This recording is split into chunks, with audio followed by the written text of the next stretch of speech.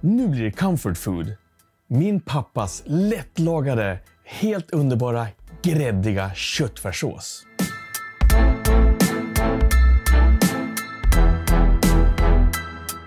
Den här gången så tänkte jag ägna det här avsnittet åt lite mat som jag har växt upp med.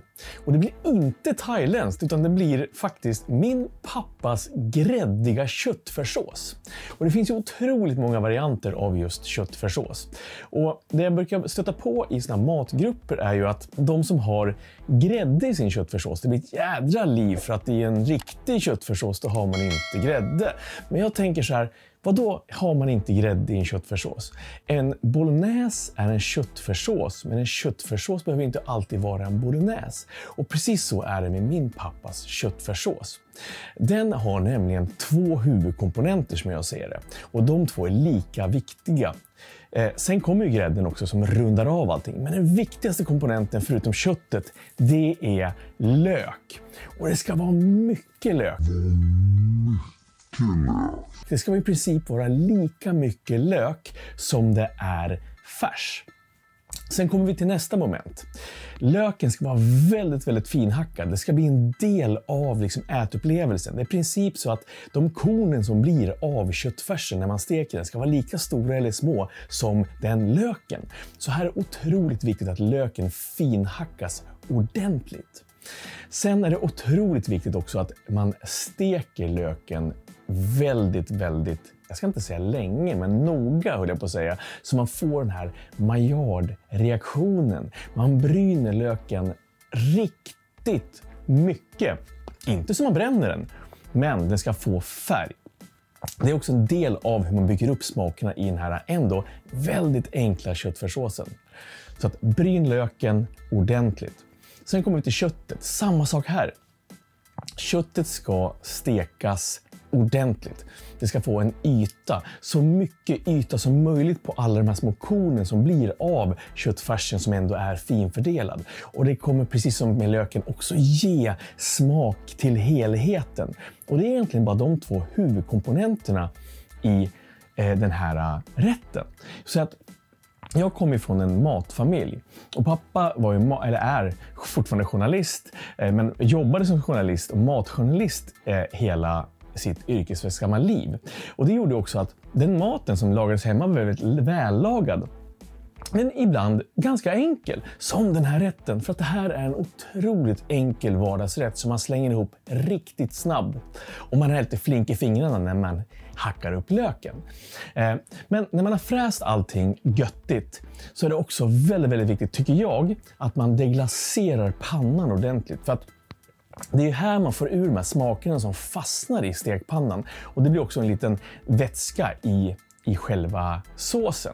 För sen slutresultatet kommer inte vara mer, det är mer som en stabbig gryta än som en sås, även ifall vi kallar det för en köttfärssås. Vad händer mer när vi fräser och göttar oss med de här ingredienserna? Jo, vi tar fram en otrolig massa sötma ur löken. Och den sötman vill vi verkligen ha fram. För att den blir också en del av den här fantastiska smaken av de här få ingredienserna. Sådär, nu har jag fräst på allting i omgångar i en stekpanna. Hemma så skulle pappa ha kört det här i en farmors gamla stora gjutjärnsgryta. Och det skulle temperaturen vara så jämn och fast och stabil så att han skulle kunna fräst på de här grejerna i den här pannan, i den här gjutjärnsgrytan samtidigt. Nu har inte jag just den gjutjärnsgrytan och det kanske också är den som gör att det smakar lite extra gott när han lagar den. Jag får till den, men jag tycker ändå när man äter den hemma, då är det någonting mer. Det är någon ingrediens som den är så svår att få med sig när man tar med sig mat från sina föräldrar och försöker återskapa dem. Man kommer i närheten, men det finns alltid någon liten abrovink som man inte får med i sammanhanget. Men jag gör alltid mitt bästa och den här blir riktigt bra. Men nu har jag i alla fall lagt de här ingredienserna, deglaserat en panna och i en kastrull. Nu kommer vi till nästa moment. Och här är ju det som gör att den blir så otroligt enkel. För att du har de här två ingredienserna, köttfärs och lök. På den köttfärsen och löken så ska det på tomatpuré. relativt mycket. Alltså, den ska inte bli röd. Den här ska bli mera rosa i sin framtoning. Just för gräddens skull också. Det ser nästan ut som en stroganoff i färg skulle jag säga. Så att tomatpuré. Sen kommer lite paprikapulver. Någon form av kalvfond. Det går också bra med en så här köttbuljongtärning. Jag gör nu en batch på typ så här 250 gram kött och 250 gram lök, 50-50. Och då kör jag en halv buljongtärning och lite vatten.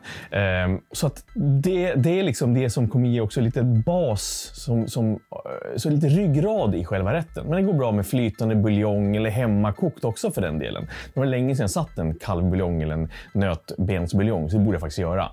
Men lite kött eller kalvfond.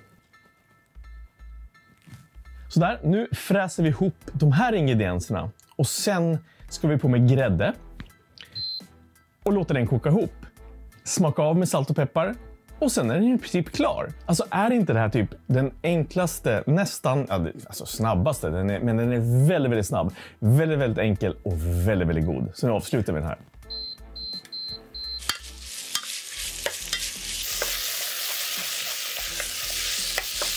Redan nu så börjar man känna, när man har fått ihop de här smakerna, eller liksom alla de här ingredienserna, de här ingredienserna, vad gott det börjar dofta. I all sin enkelhet.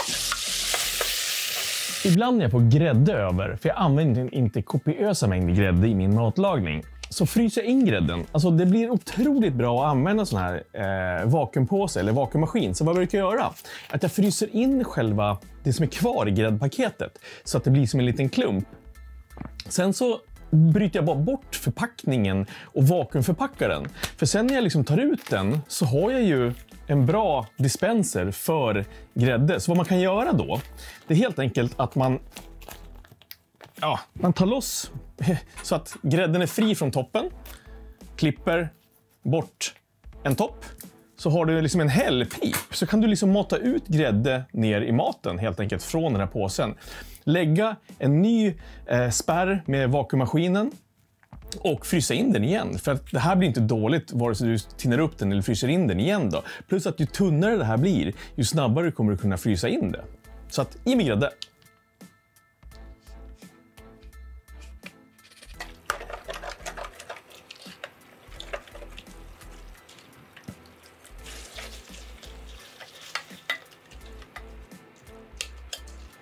Nu börjar den se ut som det ska göra. Det är riktigt härligt stabbigt. Den har den här orange-rosa färgen. Det doftar fantastiskt. Jag ska ha lite grädde till.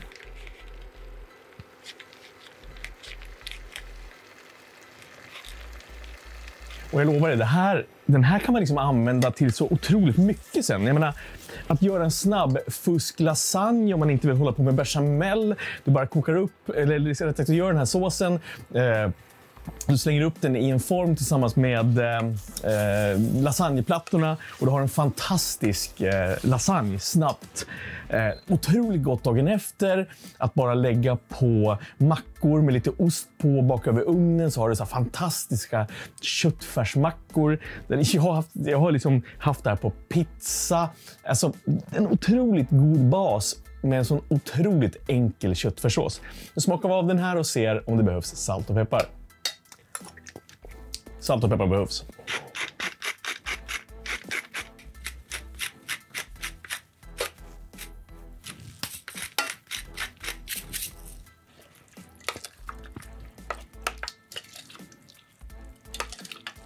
Nu kör vi och serverar den här med valfri god pasta.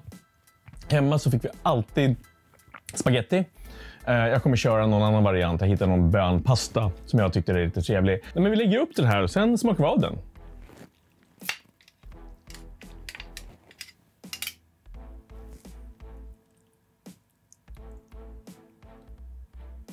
Och jag vill alltid ha något grönt på, så att idag kör jag gräslök. Och sen tog jag alltid den osten som vi hade i kylen. Och det kunde vara herrgård, det kunde vara gravé. Vi hade inte parmesan så jäkla ofta. Så att nu blir det vid tjej min egen lagrade ost. Så att det kommer få lite studs. Men någon god ost är också gott att dra på.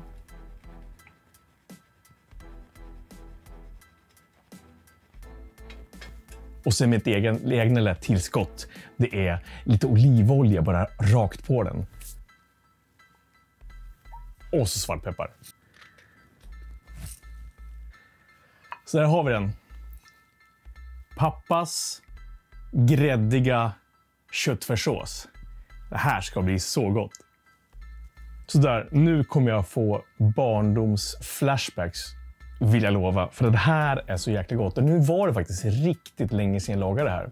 Så det slog mig bara, liksom, fan, jag måste laga pappas köttfärssås. Så att nu hugger vi in.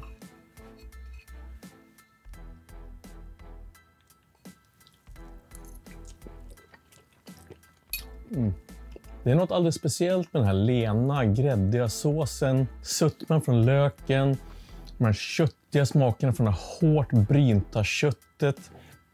Det här är så enkelt och det är så jäkla gott. Så att här är min pappas köttfärssås, så att prova gärna den. Och gillar ni det ni såg och att jag lagar lite mer så här comfort foods, får ni jättegärna hojta till i kommentarerna. Och hur gör ni er köttfärssås? Det är alltid kul att veta. Gillar ni klippet? Ge mig en tumme upp. Prenumererar inte redan? Gör gärna det. Så blir jag jätteglad. Och så hoppas jag att vi ses nästa vecka. Ha det bra. Tja!